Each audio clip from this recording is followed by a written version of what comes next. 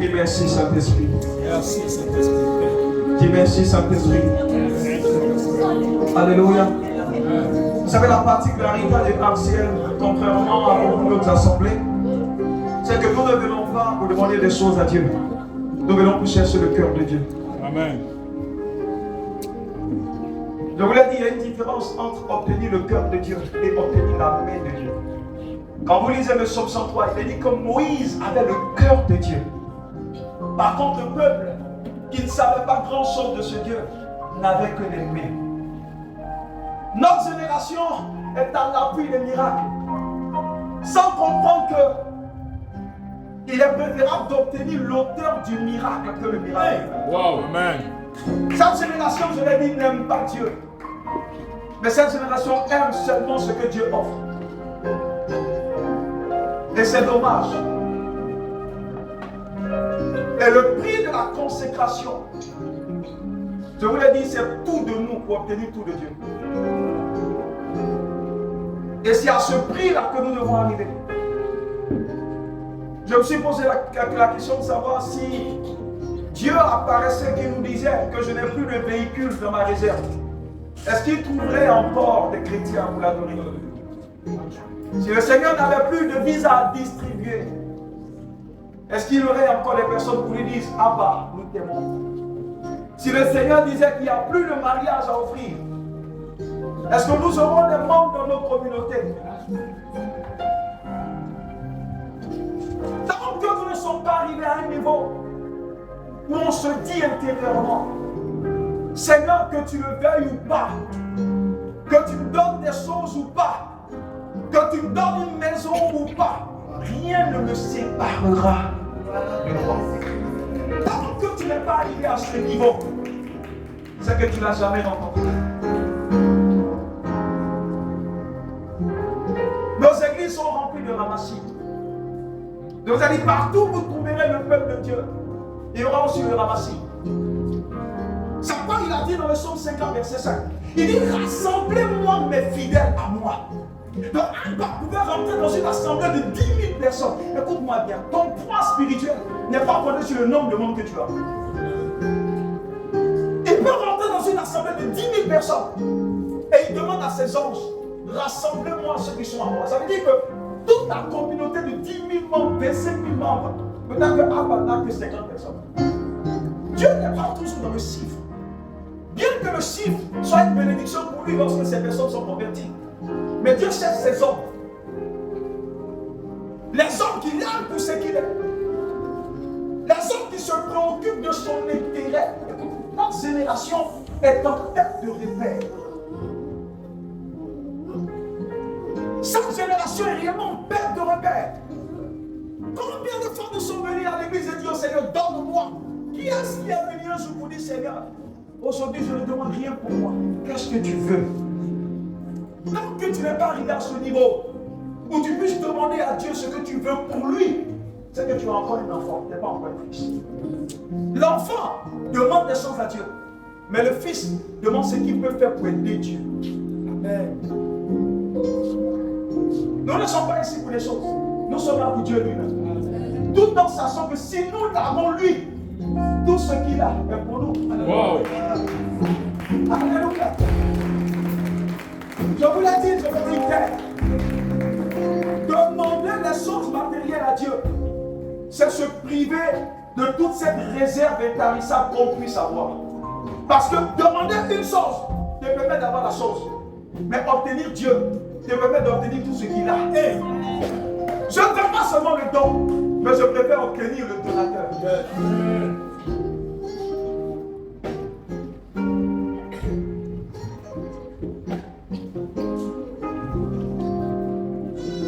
Recevez. On n'a rien à recevoir puisqu'il nous a déjà tout donné. Amen. Amen. Je pense que s'il y avait une brigade en rapport avec les Écritures, pour vérifier de la véracité des Écritures, beaucoup de certains hommes de Dieu seraient emprisonnés. Parce que le message parfois qui est annoncé est un message qui fait partie de leur évangile, mais qui ne fait pas partie de l'évangile de Christ. Parce qu'il y a un évangile qui n'est pas christocentrique. Il y a déjà un évangile hors de la vision de Dieu. Tout message qui ne vise pas à révéler Christ, à glorifier Christ, n'est pas un message de Christ. Un message qui a pour centre l'homme est un message sectaire. Amen. Jésus doit régner à nouveau dans son église. Amen. Jésus doit recevoir la première place parce qu'il est la tête et les puissants de l'église. Jésus doit être intronisé à nouveau. Alléluia. Intronisé dans nos cœurs.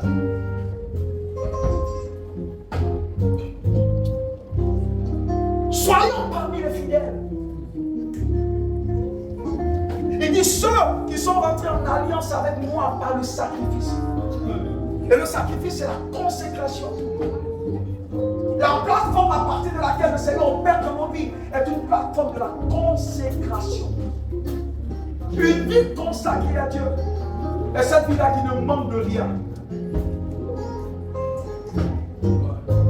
Est-ce que quelqu'un peut dire avec moi, Seigneur, je t'aime? Apprends-moi à t'aimer davantage. Au nom de Jésus. Acclame-le encore. Acclame-le.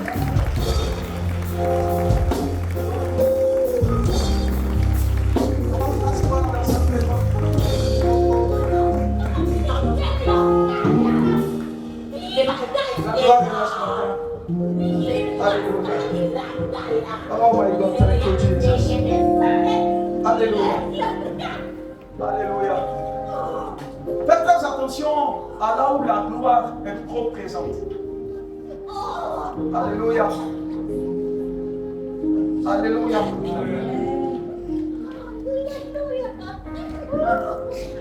Wow. Oh my God, thank you, Jesus. Oh. Alléluia. J'aimerais intervenir en quelques minutes sur le temps ne me permettra pas parce que c'est un message beaucoup long, mais je vais essayer de faire un résumé. Je vais parler un peu de l'économie de Dieu. C'est très important, vous allez comprendre tout à l'heure. Mais c'est important qu'on puisse connaître, comprendre. Et certainement à la fin, je vais présenter certaines personnes qui nous visitent. Alléluia. Mais c'est important pour nous, comme je l'ai dit, de comprendre ce qu'on appelle l'économie de Dieu. Vous savez, un jour je disais qu'il est beaucoup plus difficile d'enseigner des personnes déformées que d'enseigner des personnes informes. Parce que le plus souvent, le problème à notre apprentissage, c'est ce que nous savons déjà. Surtout au niveau de l'Église. Parce que tellement de messages nous ont été administrés. Vous savez, vous deviendrez toujours ce que vous avez consommé. Que ce soit la nourriture ou que ce soit les messages vous font.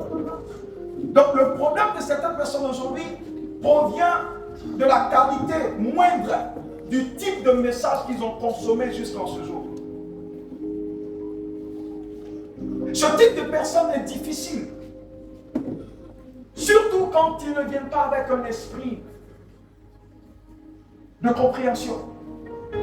La Bible dit en 2 Corinthiens 8, verset 2, que ceux qui pensent connaître doivent se rendre compte qu'ils ne connaissent pas encore ce qu'ils doivent connaître. Ça veut dire qu'à l'école ou à l'université du Saint-Esprit, on est toujours en train de graduer. Parce que toute l'éternité ne suffirait pas à comprendre Abba. Est-ce que vous savez que même dans l'au-delà, nous serons encore enseignés à la connaissance de ce Dieu-là?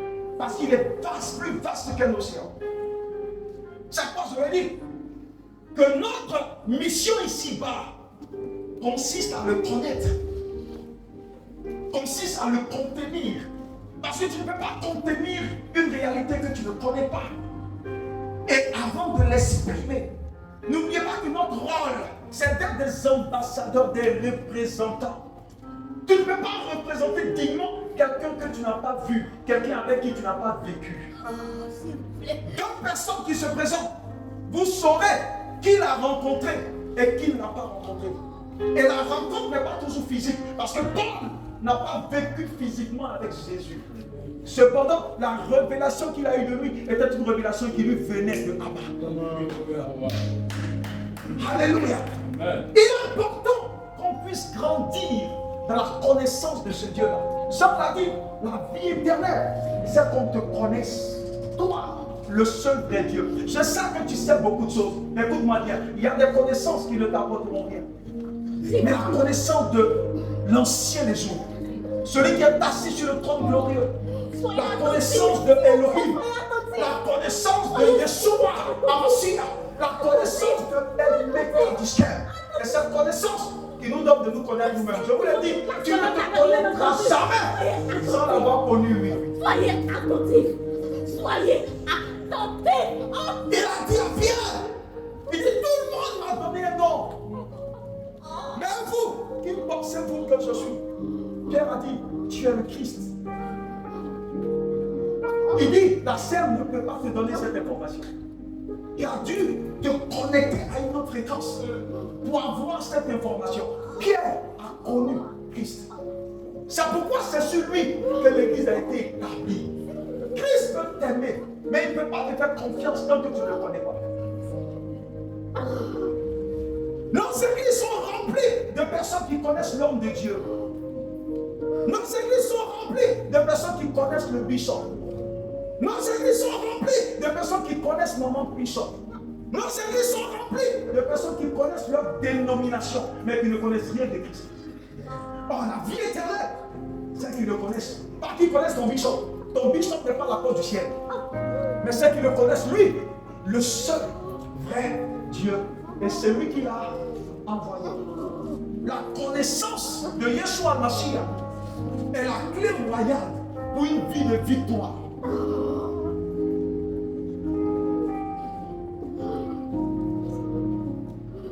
Ta vie est là, voilà, basée sur ton degré de connaissance de sa personne. Ceux qui connaissent Christ ou ceux qui amorcent leur connaissance petit à petit avec lui, quand tu les vois, tu sais.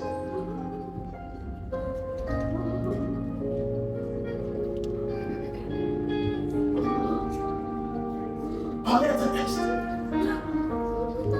Dieu a une économie.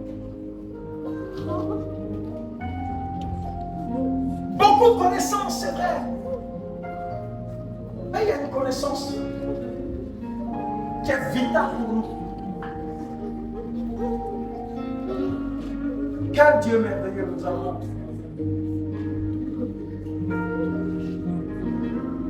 Beaucoup de personnes connaissent le diable. C'est pas mauvais. La Bible dit en 2 Corinthiens 2, verset 11. Ne soyez pas ignorants des desseins du diable. Le diable a des desseins. C'est vrai que nous devons le connaître d'une certaine dimension. Mais ce n'est pas une connaissance expérientielle que Dieu veut qu'on ait du diable. Mais c'est juste une connaissance intellectuelle. Mais je vous ai dit, plus vous connaissez Christ, vous connaîtrez automatiquement le diable sans l'avoir étudié. Parce que le diable, il est tout le contraire de ce que Christ est.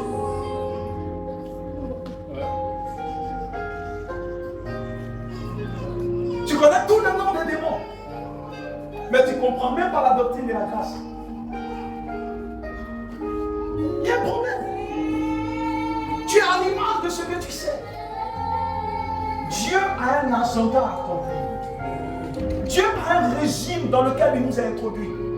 Dieu a une économie dans laquelle il voudrait que nous puissions fonctionner. Mais tu ne peux pas fonctionner dans cette économie sans comprendre le fonctionnement de cette économie.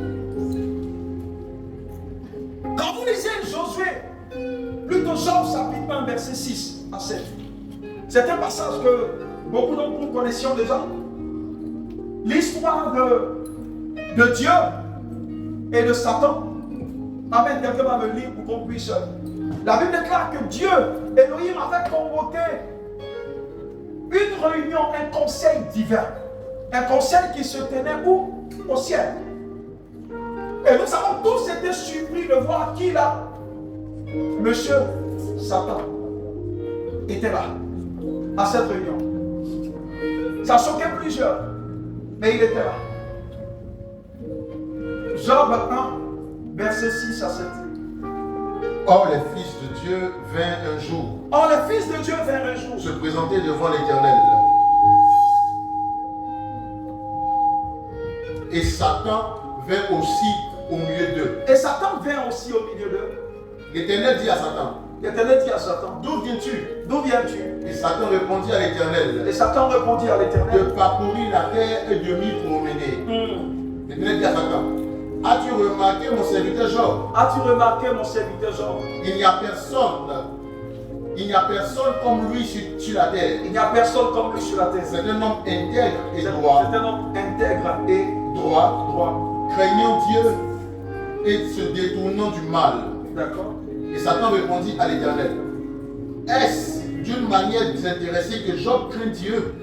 Ne l'as-tu pas protégé? Ne l'as-tu pas protégé? Lui, sa maison, Lui, et sa tout ce maison. qui est à lui, tu as béni l'œuvre de ses mains, Tu as béni l'œuvre de ses mains. et ses troupeaux couvrent le pays. D'accord? Mais, C'est le verset 7 toujours, c'est ça? non, c'est 11 maintenant. Ah non, on allait loin, d'accord. Le verset juste 6 à 7. Je veux qu'on me lise le psaume 82, verset 1. Et je vais m'arrêter là et puis développer. Psaume 82, verset 1. Dieu siège. Psaume 82, verset 1. Verset 1.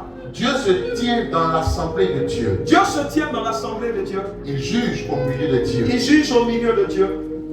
Amen. Amen. Parole du Seigneur. On va s'asseoir dans cette. Je veux que tu sois très attentif à ce que j'ai à te donner ce matin. Je parle de l'économie de Dieu. Et ce qu'il faut comprendre à ce niveau, c'est que le royaume des cieux est un royaume très organisé. Très organisé. Mais ce qu'il faut comprendre, c'est que ce royaume des cieux est différent du royaume de Dieu.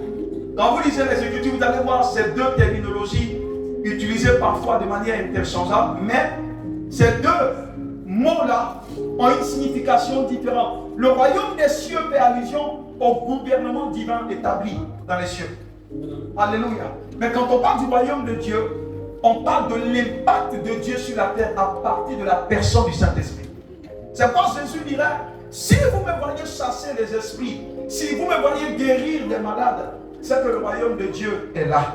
Donc le royaume de Dieu est manifeste sur terre par la présence de la personne du Saint-Esprit.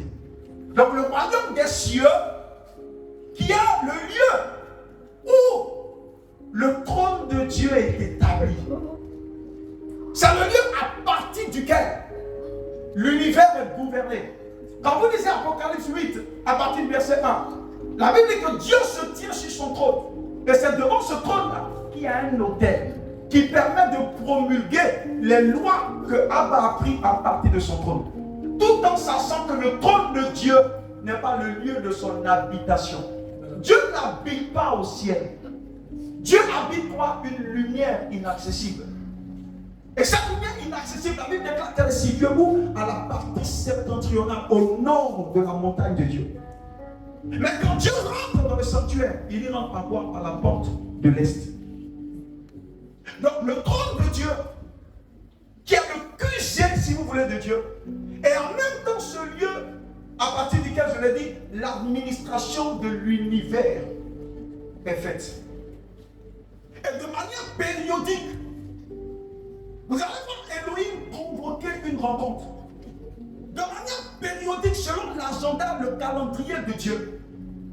Elohim Abba convoque certains ministres, permettez-moi l'expression. Demain, un président de la République dans une nation, à des moments spécifiques, selon un timing qu'eux-mêmes ont établi, ils convoquent ce qu'on appelle un conseil de ministres pour débattre des sujets en rapport avec la nation.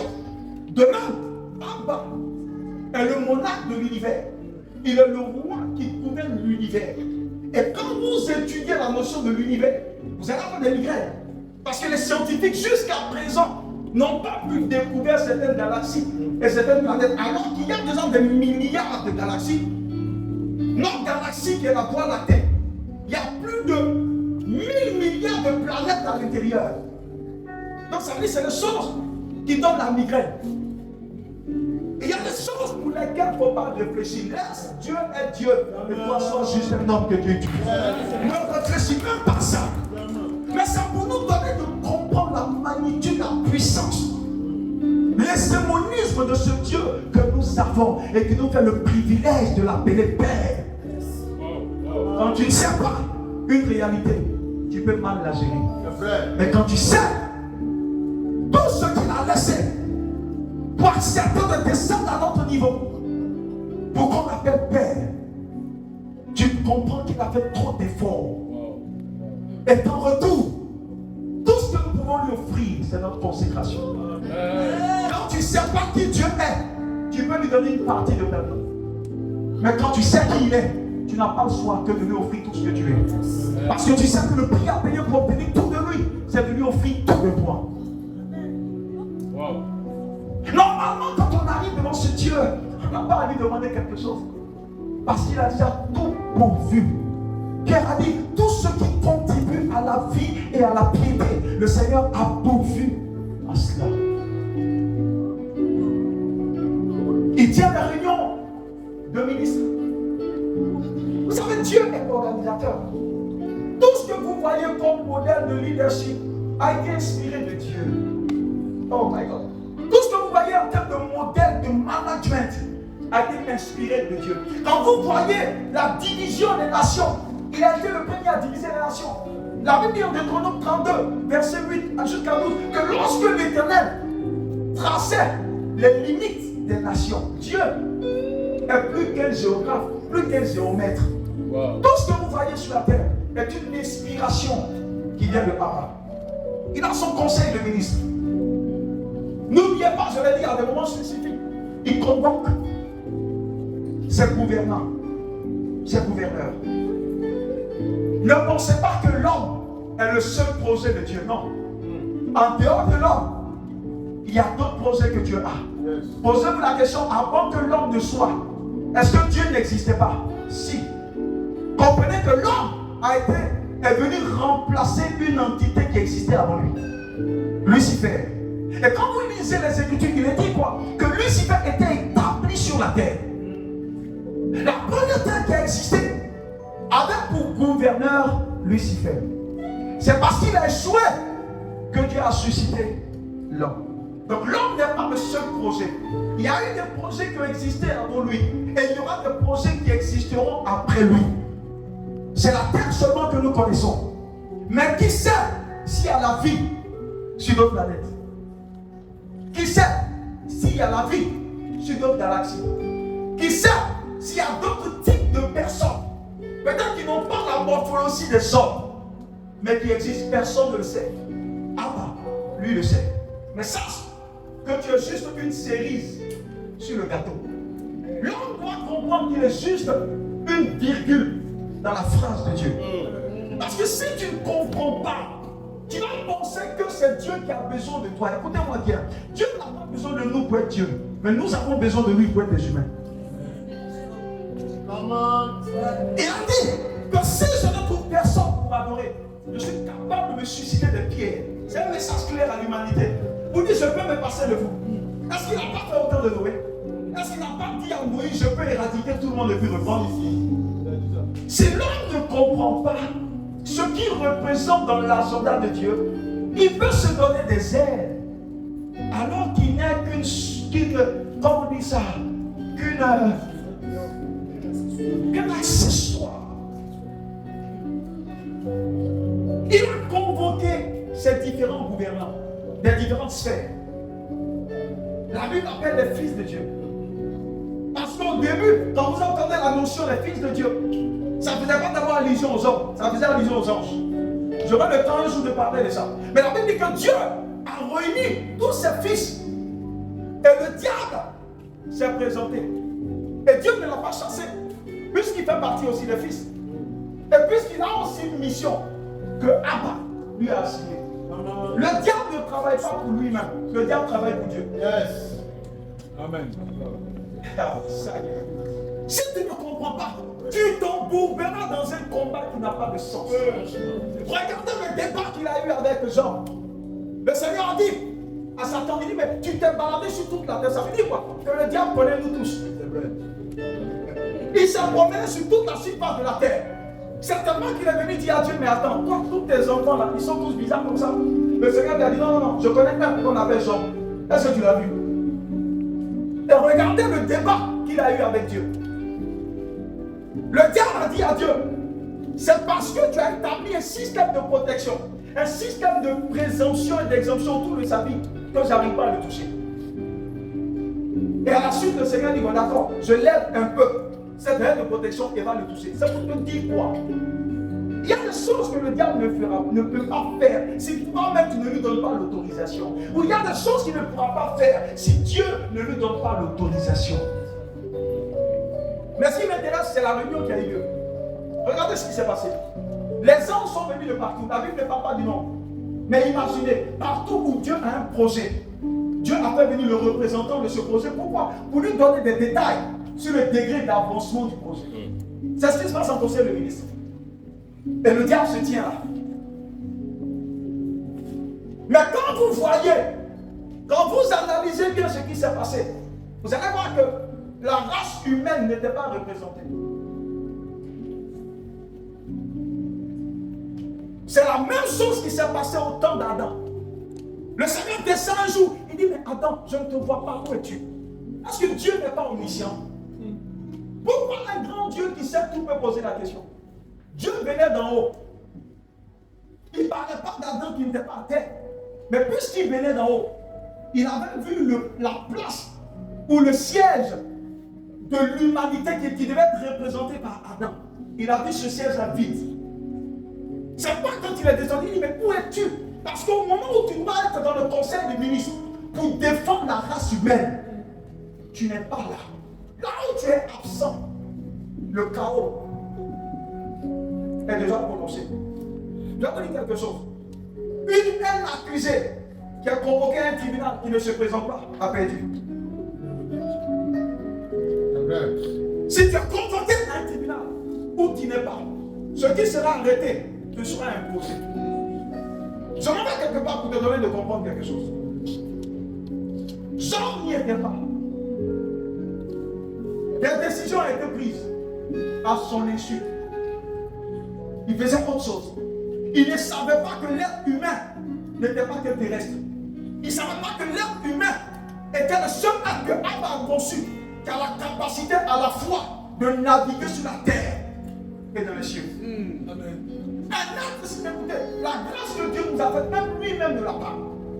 Dieu, pour venir sur terre, a besoin de notre autorisation.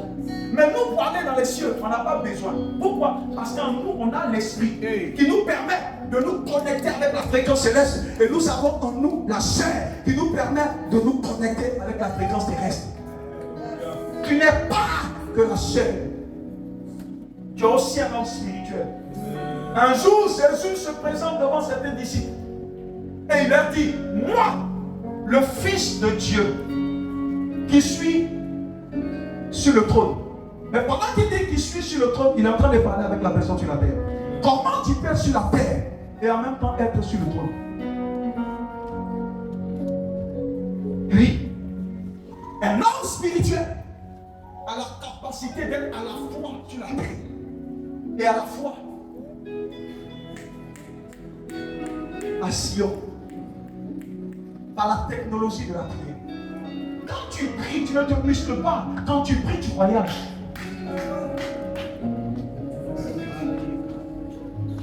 Quand tu pries, ton esprit voyage. Mais ils ne comprennent pas. Ça devient une religion. Parce qu'on ne comprend pas ce qu'on fait. La prière est un moyen de voyage. Philippe, un diable, la Bible déclare qu'un jour, il n'a pas voulu aller en voyage. Si c'était toi, tu aurais quitté Abobo pour aller à Yopougon avec un bateau. Non, Philippe a commencé à parler en esprit. La Bible, il s'est retrouvé où? Devant le livre. Quand vous lisez la Bible, la Bible dit qu'il a disparu et il est apparu. C'est toi qui as besoin de transport pour aller à Yopougon. Ça veut dire dans la conception de Dieu pour nous. Ce que nous vivons est une vie bas de gamme. Et si nous n'avons pas compris, pour nous élever à cette dimension, à ce standard de Dieu, nous aurons perdu notre temps et perdu le temps de Dieu. J'en dis quelque chose. Les temps viendront et ces temps ne sont pas loin. Ou pour voyager, si tu n'as pas la marque du diable, tu ne pourras pas voyager. Donc ça veut dire que l'évangélisation va s'arrêter. Non, Dieu a pourvu à une autre technologie. Oh, quelqu'un pourra rentrer dans les toilettes. On te dit non, tu ne peux pas aller en voyage parce que Macron a dit la bête est là. Donc des temps vont venir pour aller en voyage. Tu devras avoir la marque. Dieu a déjà pourvu. esprit. Et après avoir parlé en esprit, tu te retrouves où? Au lieu où tu dois aller pour intervenir. Quelqu'un n'est pas en train de comprendre la dynamique dans laquelle nous sommes. Ce ne sont pas des fables. C'est une réalité spirituelle. Tu ne peux pas vivre quelque chose dans laquelle tu ne crois pas.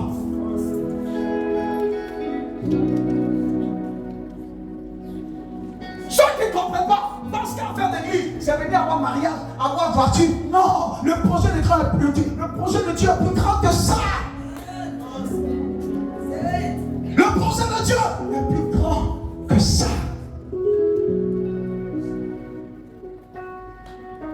Dieu a pourvu à tout. Quand vous lisez la vie de l'église primitive, c'est une vie spirituelle qui est vécue naturellement. Mais regardez cette génération, avec toute la révélation que nous avons, mais il n'y a aucun impact. Ceux d'avant connaissaient pas, mais avec beaucoup d'impact. Il y a un problème. Mais l'église doit se réveiller. Parce que les temps sont mauvais. L'agenda de Dieu est amorcé. Le programme de Dieu ne peut pas attendre. Non. Non, le programme de Dieu ne peut pas attendre. Mais Dieu ne le fait pas avec tout le monde, mais avec ceux qui comprennent son économie.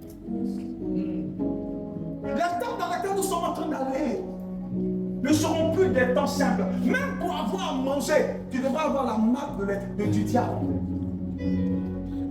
Mais c'est là où Jésus te dira, mais quel est le peuple que tu as chez toi à la maison? La loi de la multiplication des 5 pains, des 2 poissons. La loi ou la technologie utilisée par le prophète, c'est la veuve de Sarepta. Ce sont les technologies que le Seigneur nous a montrées pour nous dire, le temps viendra où vous serez obligés de fonctionner dans cette dimension. Donc tu auras sur toi un peu d'huile, mais par la grâce que tu rendras, cette huile ne finira jamais. Yes, amen. Si les gens ne comprennent pas l'agenda de Dieu, ils feront comme Marthe. Marthe, tu t'occupes de beaucoup de choses. L'église d'aujourd'hui est dans l'activisme. L'église d'aujourd'hui fait tout sauf ce qui est essentiel. L'église d'aujourd'hui est dans l'activisme. Comme si c'est la multiplication des programmes qui pourront changer la vie des gens. Non, c'est l'administration de la vie de Christ qui change les vies. Amen. Wow. C'est pas nous avons de grands choses, un grand peuple, mais aucune conversion. Parce que vous avez rencontré Christ. La conversion vient, non pas quand tu rencontres un homme de Dieu. La conversion vient lorsque tu le rencontres tel qu'il est. Paul a dit en 2 Corinthiens 3,18, il dit, pendant que je le regarde à visage découvert, je suis transformé dans la même nature que lui, de gloire en gloire. Tant que tu ne vois pas Christ, tu ne ressembleras pas à Christ. Moïse était un homme ordinaire. Il était un Israélite. Jusqu'à ce qu'il monte. Quand il est descendu de la montagne, il a cessé d'être un Israélite. Il était comme Dieu. La Bible dit qu'il est comme Dieu, le couvrit son visage. Écoute-moi bien. Les esprits viennent de la maison de ton père parce que tu ressembles à ton père. Yes.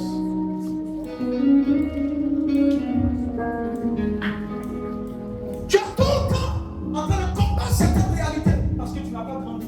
Tu portes encore l'étiquette de qui? De ton village. Alors que l'église n'est pas censée ressembler à nos parents, mais censée ressembler à Christ. Celui à qui tu ressembles me donne de comprendre qui tu as rencontré.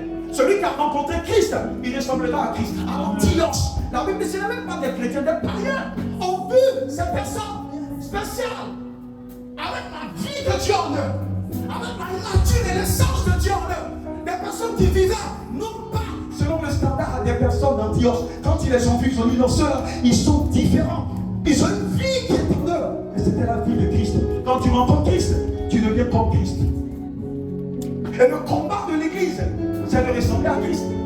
Mais nous n'avons pas compris. Et quand on lit Éphésiens 4 à partir du verset 11, la Bible nous donne le but des 5 ministères pour le perfectionnement des saints jusqu'à la fin, pour que nous puissions ressembler à Christ. Amen. Amen. Le but de Dieu pour nous, ce n'est pas d'avoir des jets privés. Oh my God. J'ai entendu quelqu'un dire, ici il n'y a pas beaucoup de voitures. Donc je vais prier pour que vous soyez bénis. Je dis, mais quelle ignorance notoire. On ne vient pas à l'église pour avoir des voitures. Non. On ne vient pas à l'église pour avoir des jets privés. Si c'est le standard de ta richesse, c'est que tu es misérable. Parce que Jésus n'avait pas de jet privé. Paul n'avait pas de voiture. Il n'avait pas de maison. Jésus même a prévenu ses disciples. Il dit, vous me suivez. Comprenez que même les renards ont des maisons. Mais le Fils de l'homme n'a pas un endroit où mettre le pied. Comment l'église peut se glorifier du matériel? Comment l'église peut se glorifier des choses? Comment on peut mesurer le standard de gloire, le standard de richesse par le matériel? Quelle ignorance nos foi! Quel type d'église nous avons? Quel menu? De sorte que celui qui n'a pas de voiture, on dit qu'il n'est pas béni. Mais c'est une ignorance notoire. Mais c'est un faux évangile qui a enseigné. Bill Gates a tout ce que nous cherchons sans Jésus. Pourquoi il viendrait à Jésus? Allez en Arabie Saoudite, ils ont tout sans Jésus. Pourquoi il viendrait à Jésus? Toi, tu es obligé de venir à Jésus pour avoir France au revoir. Mais sans Jésus, pour que l'église à un moment donné réfléchisse, pour que nos pères réfléchissent, pour que les gens réfléchissent, il y a un agenda que Dieu a accompli, il y a un plan que Dieu a accompli, il y a une conquête à faire, il y a un royaume à imposer, il y a des nations à infiltrer pour coloniser. Et nous, tout ce qui nous intéresse, ça veut dire qu'on n'a rien compris. Oh Seigneur. Regardez le visage de l'église. L'église ressemble à un pasteur. Mais l'église ne ressemble pas à Jésus. L'église ressemble à mon pasteur. Mais l'église ne ressemble pas à Christ. C'est pourquoi Christ n'est pas là. Parce que Christ ne peut pas être là où son nom n'est pas élevé. Christ ne peut pas être là où il n'est pas la fondation et le fondement. Ah.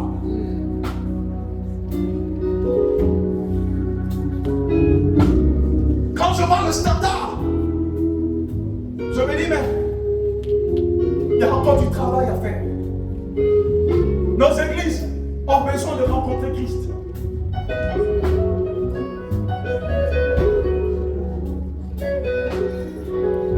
Il a convoqué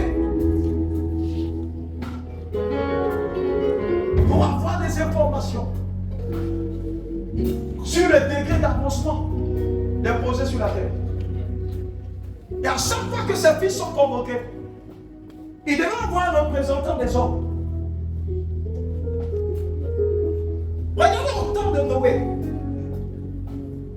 La Bible déclare en Genèse 8, verset 20, que Noé a bâti là un hôtel qui est une porte spirituelle. Mais comment Noé a-t-il pu apprendre cette science? Parce qu'avant lui, la Bible déclare que les gens invoquaient Dieu. Mais la Bible ne disait pas que Dieu avait répondu. Mais Noé a réussi à avoir cette technologie qui lui permet d'invoquer Dieu et de recevoir de Dieu une réponse. Mais comment Noé pouvait-il bâtir cette arche seul, pendant que tout le monde autour le prenait pour un fou? Mais c'était quelqu'un qui avait la possibilité d'avoir accès au conseil de Dieu pour connaître le projet de Dieu. Donc il était là en tant que représentant de l'humanité. Chaque fois, c'est par lui que Dieu a repeuplé la terre.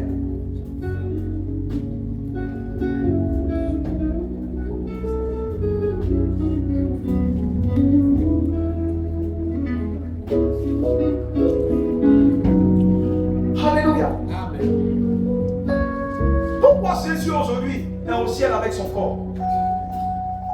Parce que Jésus est là-bas avec son corps. C'est en tant que représentant de la race humaine. Parce que si tu n'es pas un humain, tu ne peux pas défendre les humains.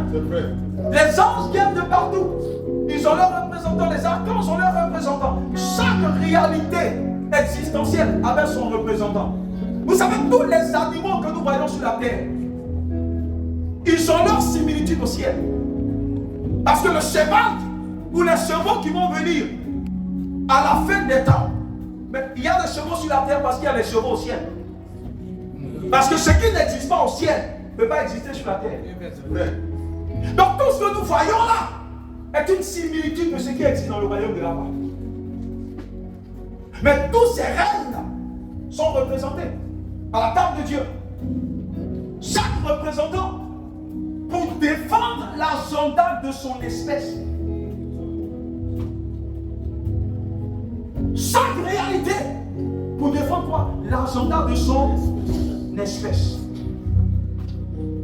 Et Satan était là. Parce qu'il représente aussi un projet de Dieu. Vous savez, un jour Jésus disait en Matthieu 16, verset 18, il dit, mon église à moi que je bâtis.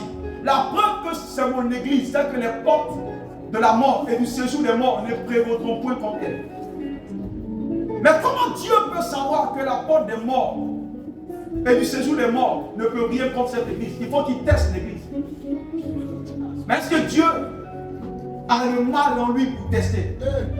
Mais qui l'utilise pour tester? C'est Satan. Oh yes. Satan est le testeur. Quand tu dis que tu es Dieu, c'est le diable que Dieu t'envoie pour qu'il teste ta fidélité. Dieu ne te croira jamais sans t'avoir testé. Quand tu dis au Seigneur que tu as consacré, il t'envoie le diable pour te tester. Mais c'est ce qu'il a fait pour Jean. Il a dit aux gens qu'il était pieux. Dieu a dit Satan, va tester sa piété. Sinon, comment pensez-vous que Dieu peut maintenir le diable qui est en train de saboter tout son plan? C'est toi qui penses que le plan est en train de saboter. Quand le plan est en ordre. Parce que celui qui contrôle, c'est pas le diable. Celui qui contrôle s'appelle Elohim. Toujours. C'est pourquoi il dit, quelle que soit la dimension de la tentation qui viendra, il dit, elle ne sera jamais plus forte que la grâce que je t'ai donnée.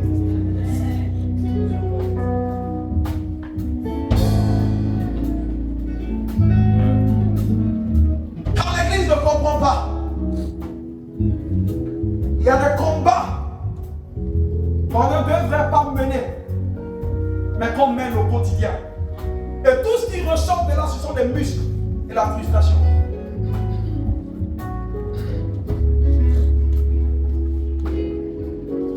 Le diable est là pour accomplir un mandat de Dieu. Il est là pour nous tester.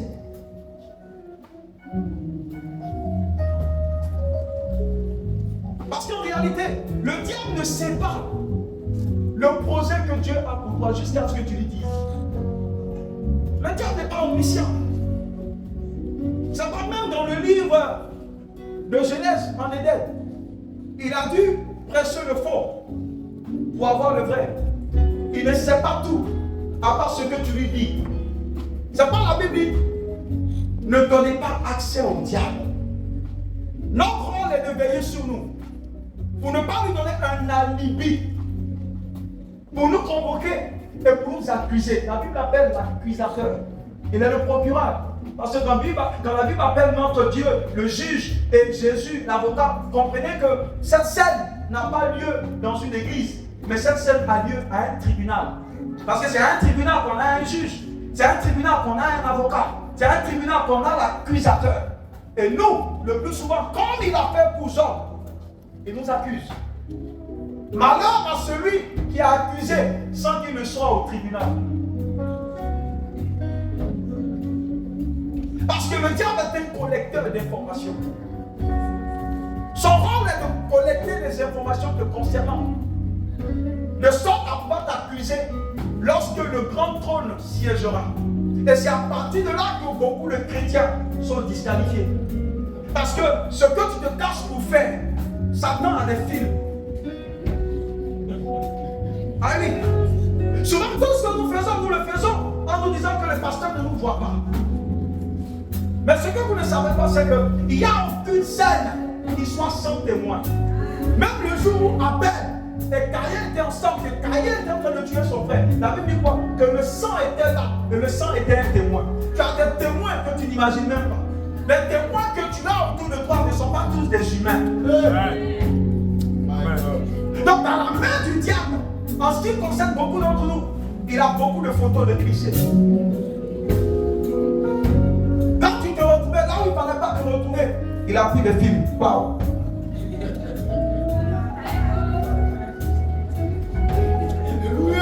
Quand tu volais, blau.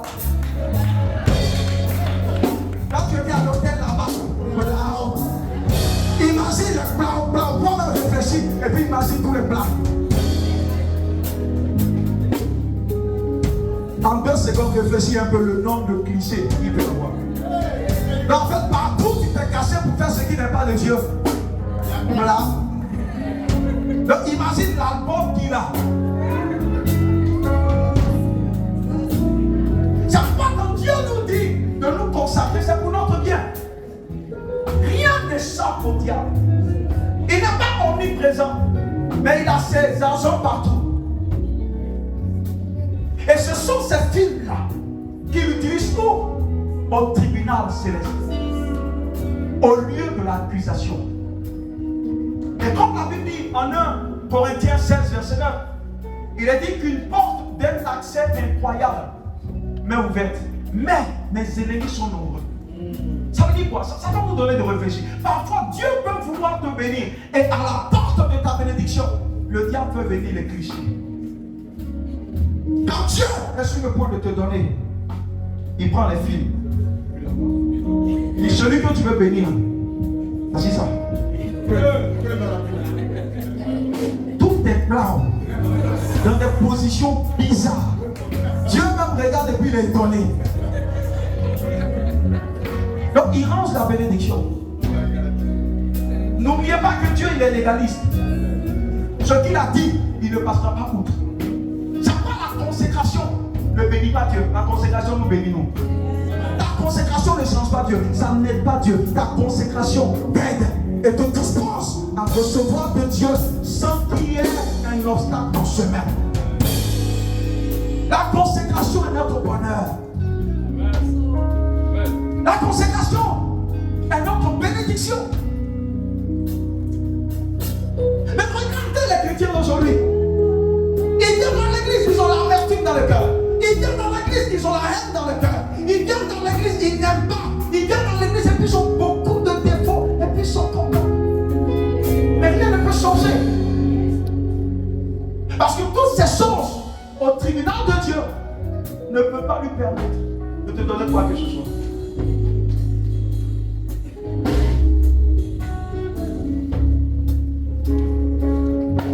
Il collecte des informations avec lesquelles il accuse. C'est pourquoi tous les péchés qui ne sont pas couverts par le sang de Jésus nous condamnent. Le péché a besoin d'être couvert.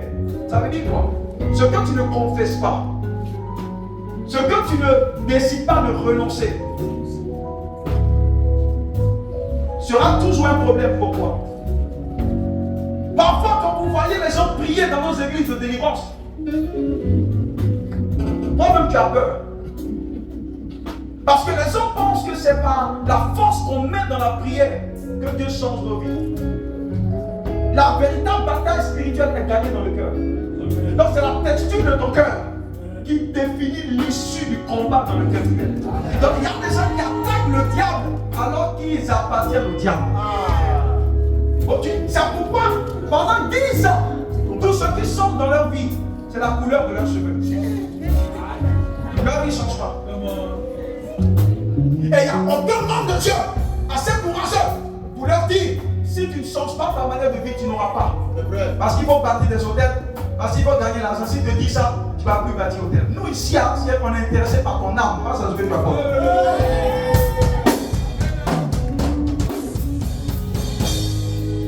Alléluia.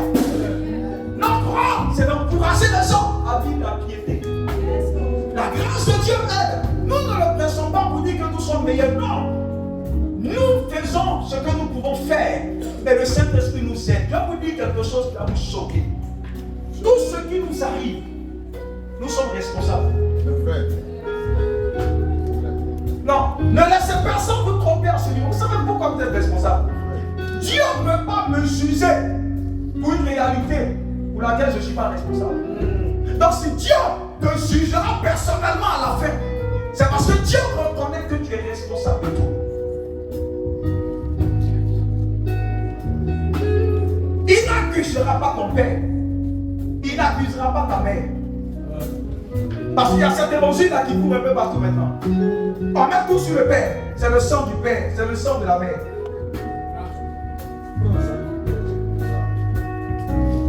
Et le sang de Jésus fait quoi? Question. Et le sang de Jésus fait quoi?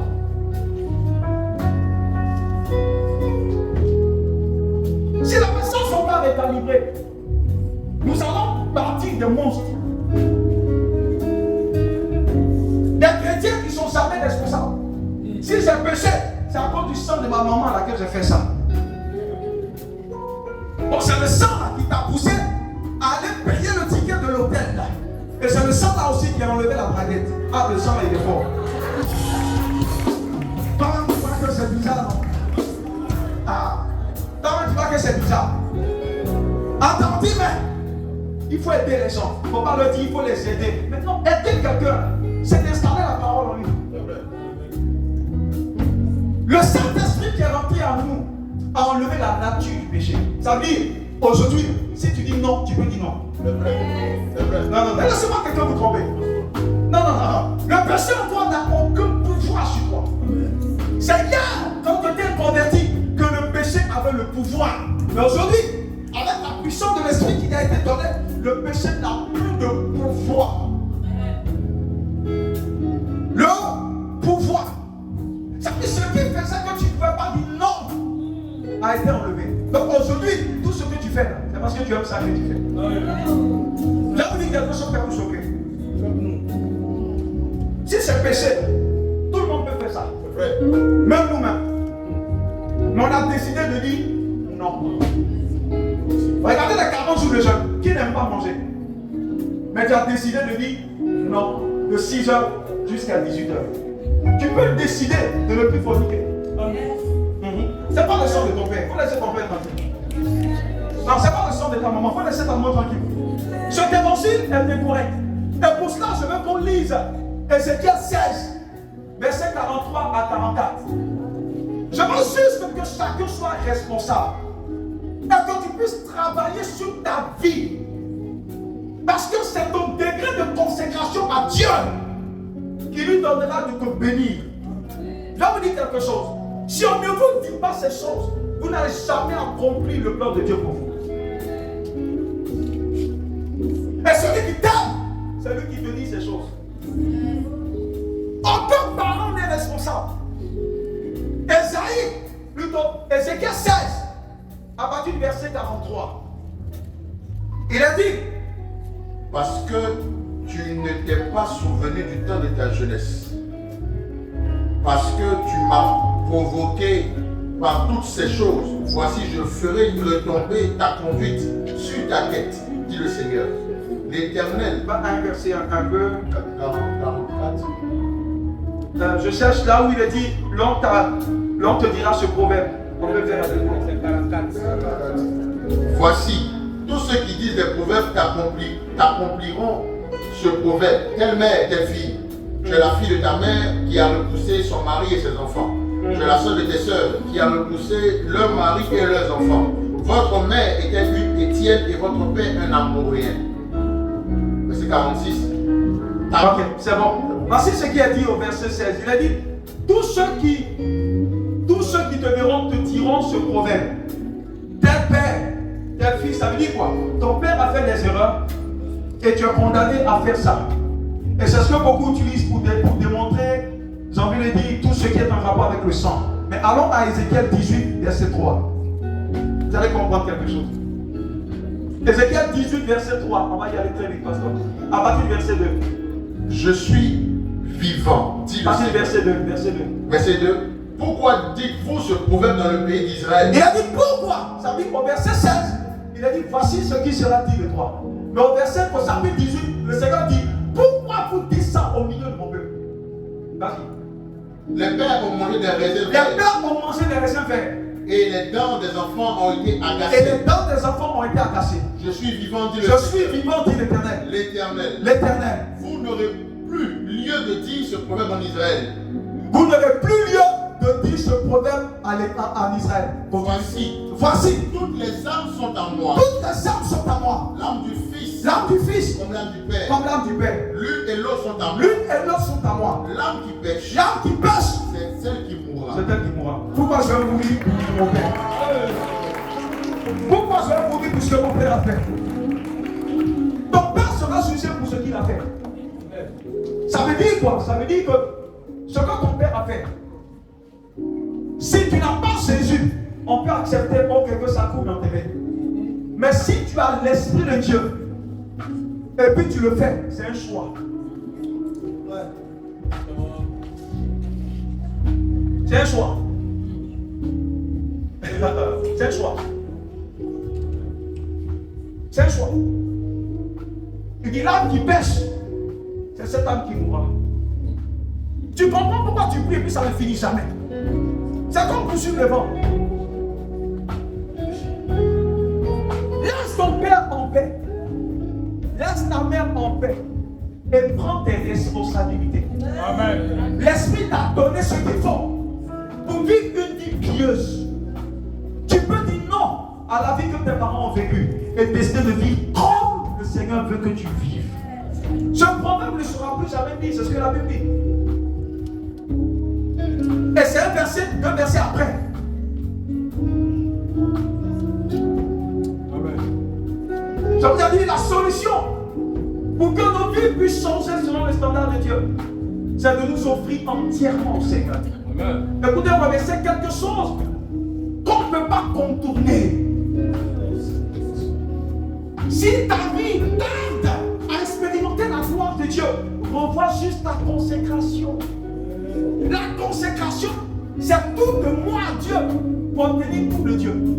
Vous savez, Dieu n'agréera jamais ce que tu lui apportes si toi-même tu ne t'es pas apporté à l'autel. Et c'est ce que Paul a dit, il dit, offrez-vous vous-même comme un sacrifice vivant. Si tu ne te donnes pas, Dieu ne prendra pas ce que tu lui donnes. Les gens d'aujourd'hui préfèrent donner l'argent. Ils préfèrent donner des voitures. Mon ami, David dit, une âme qui ne se donne pas, Dieu ne prendra pas ce que tu apportes. Parce que Dieu n'a pas besoin forcément de ce que tu apportes. C'est de toi d'abord dont il a besoin. Il n'est pas mort pour le matériel, il est mort pour toi. Aujourd'hui, beaucoup ne prient plus. Parce qu'ils pensent que leur sacrifice financier peut remplacer la prière. Aujourd'hui, beaucoup ne viennent plus à l'église. Ils ne cherchent plus Dieu. Parce qu'ils pensent que leurs hôtels peuvent remplacer la vie de consécration. Ils n'ont rien compris. C'est pas plus ils donnent, plus leur situation devient pire. La Bible dit qu'ils ne connaissent pas Dieu. Ils n'ont ni intelligence, ni capacité divine. Ce que Dieu veut, c'est nous-mêmes. Parce qu'une personne qui est offerte à Dieu, tout ce qui est avec toi sera aussi offert. Oh. Non. Ne donne pas cette place puissante au diable dans ta vie. Non. Non. Tu l'as intronisé roi. C'est une erreur. C'est une erreur. Il n'est pas aussi puissant que tu le penses. Ce qui donne la puissance au diable dans ta vie, c'est le manque de consécration. Parce que je vous l'ai dit, l'antidote contre la culture démoniaque, c'est la culture divine.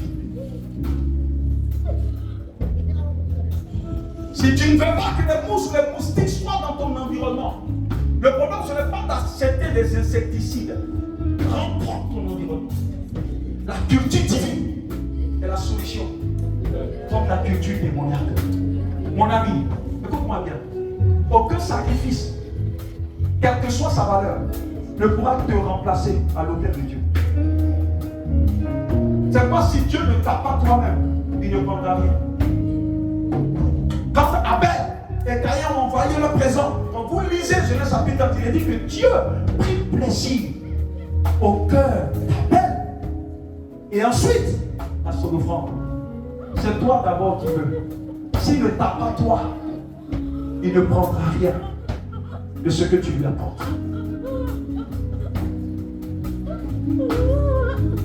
Nos églises sont remplies de personnes qui ont l'étiquette de Jésus, mais qui n'ont pas l'essence, la nature de Jésus. Parce qu'ils ne sont pas intéressés par connaître Christ.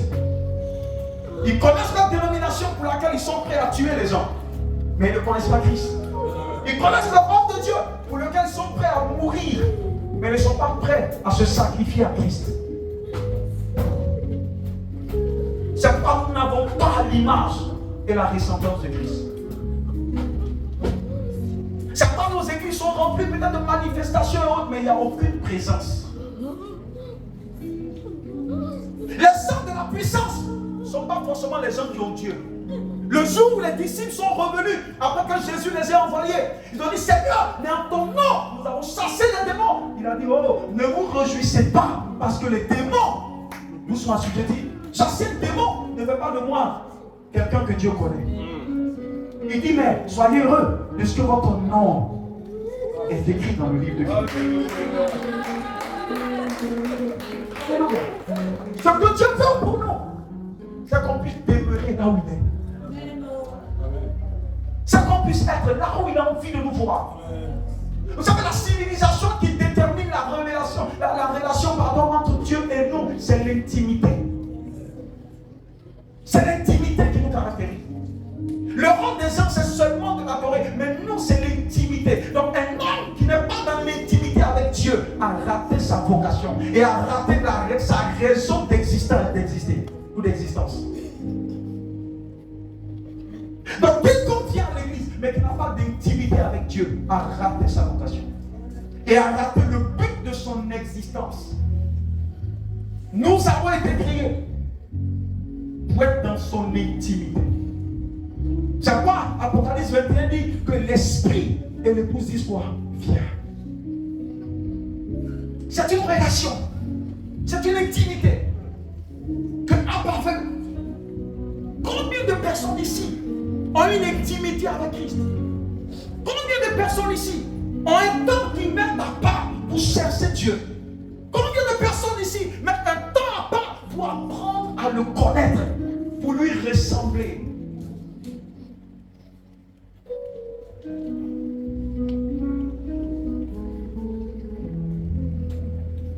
Car la vie éternelle, c'est qu'ils te connaissent. Toi, le seul vrai Dieu. Tu as besoin de réfléchir à toutes ces choses. Tu as besoin de réfléchir à toutes ces choses. Il dit, je dirais, je ne vous ai jamais connu, malgré la puissance qui était manifestée. Quand vous lisez Apocalypse 5, vous terminez. La Bible déclare que Jean avait été ravi en esprit. Et le Seigneur lui donne de voir une scène qui était pathétique, au point où Jean était ébahi quand il voyait la scène. Et la Bible dit qu'un ange puissant s'est tenu devant Jean et lui a dit, il n'y a plus rien à faire pour l'humanité. Parce qu'il a dit, qui peut ouvrir ce livre et en remplir les seaux? Et l'ange lui dit, personne. Parce que l'ange était puissant, comme les Écritures disent. Mais c'était un ange qui ne vivait pas dans la présence de Dieu. Donc il est puissant, mais il était loin de la présence. Donc celui qui a la puissance n'est pas forcément dans la présence. Et pendant que Jean a commencé à pleurer, il y a un 24 vieillard qui lui vit où? Dans la présence de Abba. Lui il est sorti depuis la chambre secrète de Dieu. Et il est venu vers Jean. Il lui dit, mais pourquoi pleures-tu? Il dit, mais l'ange puissant m'a dit que c'est trop tard. Il dit, non, ne regarde pas sa puissance. Il est puissant, c'est vrai, mais il est loin de la présence. Moi, je viens de la présence. J'ai la primeur de l'information. J'ai vu des choses que lui, cet ange puissant n'a pas vu. J'ai vu que l'agneau, il volait, était devant le trône. Il a vécu. Il a été immolé. Et il a été trouvé digne d'ouvrir le livre et d'en rompre les sceaux. Amen. Plus que dans la présence de Dieu, plus Abba te démarque. Cherchons la présence de Dieu. Cherchons Dieu. Cherchons à naviguer dans son économie. Cherchons à fonctionner comme il veut qu'on fonctionne. Cherchons à le connaître. Nous connaissons trop les hommes de Dieu. Nous connaissons trop notre la route de nos églises. Mais nous ne connaissons pas Christ. C'est l'erreur de ce siècle. Parce que notre gloire se trouve dans le matériel.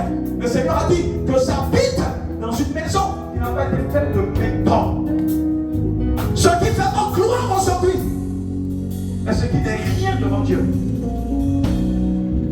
Notre essentiel, c'est Christ. L'épicentre de notre vie. Commence à parler au Seigneur là où tu es. Parle à l'Esprit de Dieu. Demande-lui de t'apprendre à fonctionner dans son économie, à apprendre à te connaître. Qu'il se révèle à toi dans une dimension incroyable. Prie le Seigneur. Demande-lui de t'aider. Aide-nous à te chercher au-delà de tout. Aide-nous à être remplis de toi. Aide-nous à te connaître. Aide-nous à te contenir.